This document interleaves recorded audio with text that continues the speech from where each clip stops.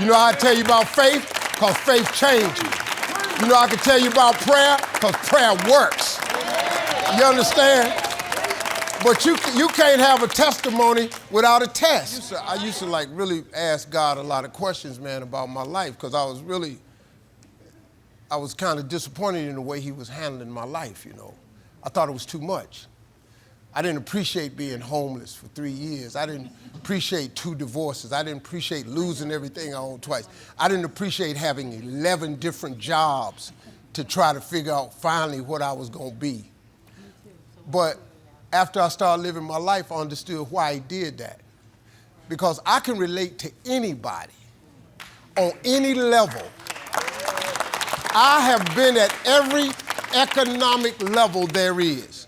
You've been poor? Me too. You've been down and out? Me too. You had a boss you didn't like? Me too. You had bad credit? Me too. Been divorced? Me too. You lost everything you own? Me too. You got kids? Me too.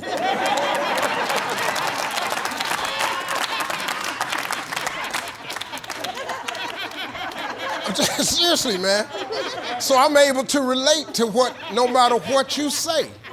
I've had that full of a life that gave me the life experience to be able to do the types of jobs. I had a talk show because I could relate to anybody. I do motivational speeches. You know why? You know how I can tell you how to get up? Because I've been down. You know how I can tell you how to get over? Because I've been under. You know how I can tell you how to win? Because I done lost. You know how I can tell you how to do it? Because I done had it not been done. You know how I can tell you about the God? Because he saved me. You know how I tell you about faith? Because faith changes you. You know I can tell you about prayer? Because prayer works. You understand? But you can't have a testimony without a test.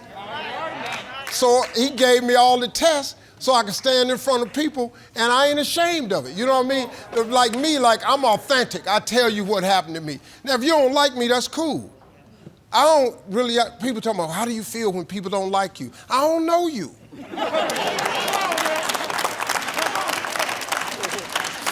My problem would be if my wife stopped liking me. My children quit liking me. When other people who don't know me don't like me, it don't matter what they say, and what they say don't matter. I don't give haters no room in my life. You know, people be talking about, man, Steve, you got a lot of haters. I don't even know. I really don't, man. I don't, because I don't even hang around you. If you don't like me, man, move on. You ain't got to like me. It's people that tune in to see what I say that they don't like. That's a sad-ass life. I watch you every day, and this lady called my radio show and said, I watch you every day, and I can't stand your ass. Well, that's stupid. Why would you invite me to your home every day, bring me into your house, your personal space, because I'm a TV person, and you don't like me? What's wrong with you? So I just say thank you, because you help with the ratings. I was at my father's funeral, man. I was 43 years old, and I was sitting there looking at this dude, and I realized without him, I wouldn't have made it. And so I started thinking when I got on the jet to go back home, I said, man, what do little boys do that ain't got no father? How do you make it without a father? I started thinking, I said, wow, these single women who raising boys, that's a daunting task, because you're having a single mother try to turn a boy into a man, and they have no idea how to do that. And so I said, wow. It was actually my father's death that made me say I gotta help people who don't have fathers, because without my father, there's no way I'm here today. That dude taught me so much. And that was actually the birth of it. I was 43 years old, so it was 21 years ago.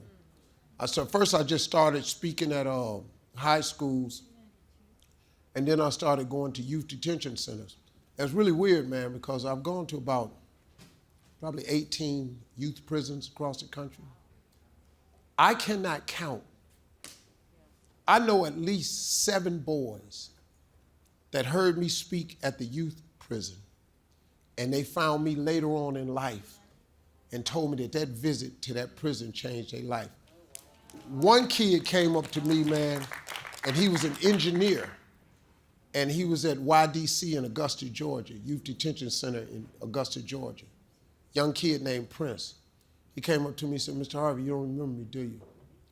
I said, I'll be honest, I don't really. He said, you came to the YDC and spoke. I said, you a counselor there? He said, no, I was an inmate. He said, what you told me changed my life. He said, I'd like you to meet my wife and my son. I'm an engineer now. I said, wow. That was some great stories, man, have come out of that camp.